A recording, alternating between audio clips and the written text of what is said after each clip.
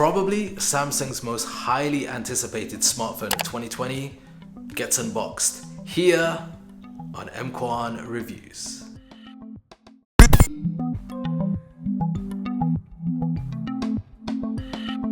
So this is the Samsung Galaxy Z Fold 2 5G box. You can see it's a premium box with an outer sleeve, so we'll pull that right off. And then inside we get this box that opens in a really cool butterfly kind of effect. Right at the top, we're going to have some information about the device. And then we've got this little pack that contains some further information, a SIM ejector tool, but this time around there is no case that comes included. Then we get the device itself in this beautiful mystic bronze color. I'll give you a closer look at that color in a moment. But on the top, we've got the care instructions. This gives you information on how you can keep that display protected and safe. Further down, we get a fast charger. This is a USB-C to USB-C fast charger with the charging cable. And then we get a pair of really nice wired, threaded USB-C AKG headphones as well. Now, once you pull back that plastic cover, you'll notice that the device actually feels incredibly premium in the hand. It's got some solid feel to it, so it doesn't feel overly heavy.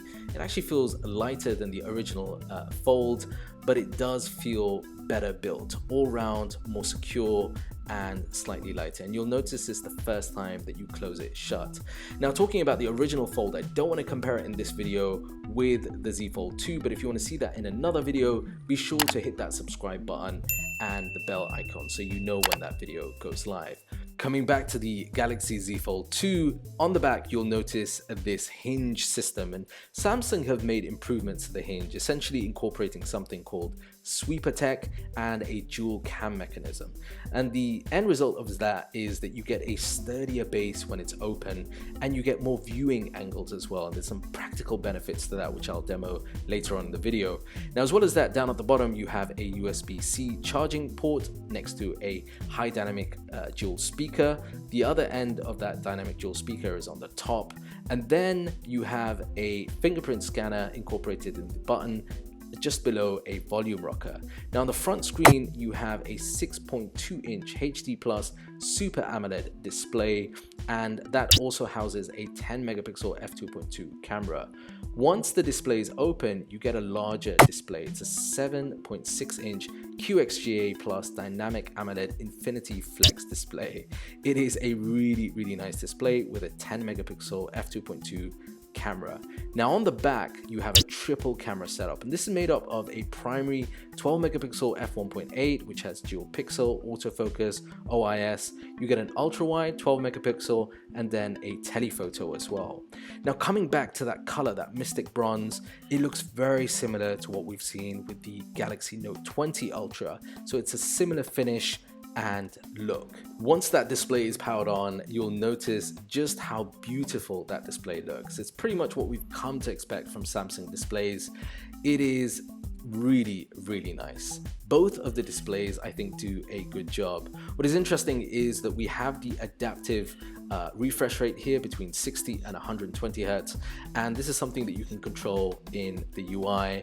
Playing games with this 120 Hertz display on this size of a screen looks and feels incredible, and I tested this out, and really it's something that you have to try yourself to experience. I think Samsung have done a very good job on that display. Now, one of the other benefits of that display is in the UI itself. So this is powered by Android 10 with One UI, and we've seen elements of the software like app continuity, where you start something on the smaller screen, open it out, and then continue where you left off. But with that new hinge system upgrade that I was talking about, we get something called Flex Mode, which is this optimized layout throughout the UI. And you can see this in a simple app like the camera app, where you get this really intuitive user interface. So for images, videos, hyperlapses, whatever it might be, it works really well. Now, in the camera, you've also got something called Capture View Mode, which turns on the front display if you're taking an image of someone, and that lets them get into frame or see how they look themselves. I really dig this larger viewfinder as well. I think there are some great benefits, particularly when you're taking images and recording video. And also on the UI front, we also have multitasking. This is something that I'm keen on testing out day to day, so do stay tuned to my full review coming later on the channel. But on first impressions, I'm really impressed. I think Samsung have done a good job with the UI front, and with the Galaxy Z Fold 2, there have been minor tweaks here and there that really improve the overall experience. Now, as far as power, this is powered by the Snapdragon 865 Plus. There is no Exynos version anywhere, with 12 gigabytes of RAM and 256 gigabytes of storage. Battery capacity on this is 4,500 milliamp hours, and it comes also with a range of different charging options, including wireless charging. So on first impressions, I mean, it's an incredibly nice phone. It feels premium, it feels very well built, particularly for a folding smartphone. There's a whole different discussion to be had about the pricing, but we'll leave that for the full review. But let me know in the comment section down below what you'd like me to cover for my full review and how you'd like me to test this. Plus, if you're new around here, be sure to smash that subscribe button to see more videos like this. Until next time, I'm EMKWAN with the Galaxy Z Fold 2. Peace and blessings.